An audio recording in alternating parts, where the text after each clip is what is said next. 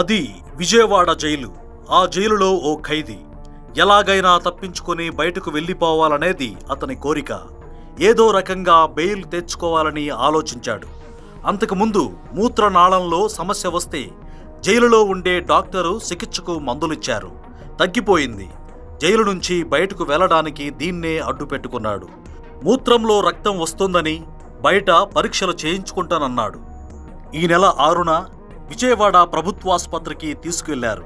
మూత్రంలో సమస్య ఉంటే యూరాలజీ విభాగానికి వెళ్ళాలి. అక్కడకు వెళ్లిన తర్వాత ఆర్థోపెడిక్ విభాగానికి వెళ్లి ఎంఆర్ఐ పరీక్షలు చేయించుకున్నాడు. అతని ఎడమ తొడ ఎముకలో క్యాన్సర్ కారక కణాలు ఉండొచ్చని డాక్టర్ వరుణ్ సందేహం వ్యక్తం చేశారు. మూత్రనాళంలో రక్తం వస్తుందని చెప్పి ఆర్థోపెడిక్ పరీక్షలు చేయించుకోవడంతో సిట్ అధికారులకు అనుమానం వచ్చింది. కోర్టు కూడా అనుమానం వ్యక్తం చేసి ఈ నెల 29న అతనికి అన్ని పరీక్షలు జరిపి నివేదిక అందజేయాలని ఆదేశించింది. ఇంతకీ అతనెవరనుకుంటున్నారా?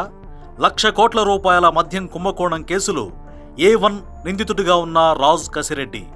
వీళ్లు చేసిన నేరాలకు బెయిల్ రాదు కాబట్టి అడ్డదారుల్లో బెయిల్స్ కోసం డాక్టర్స్తో కుమ్మక్కై ఫేక్ రిపోర్టులను సమర్పించి బయటకు రావాలనే ప్రణాళికలను రచిస్తున్నారు.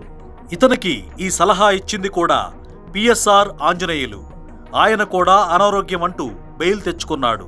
దీంతో లిక్కర్ స్కామ్లో అరెస్ట్ అయి జైలులో ఉన్న రాజ్ కసిరెడ్డి, చెవిరెడ్డి భాస్కర్ రెడ్డి, ధనుంజయ రెడ్డి, బాలాజీ గోవిందప్ప, కృష్ణమోహన్ రెడ్డి లాంటి వారు బెయిల్ కోసం ఎత్తులు వేస్తున్నారు.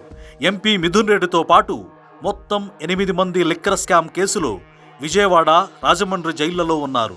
19 సంస్థలను, 29 మంది వ్యక్తులను సిట్ నిందితులుగా చేర్చింది. 12 మంది అరెస్టు కాగా 4 బెయిలుపై బయట ఉన్నారు.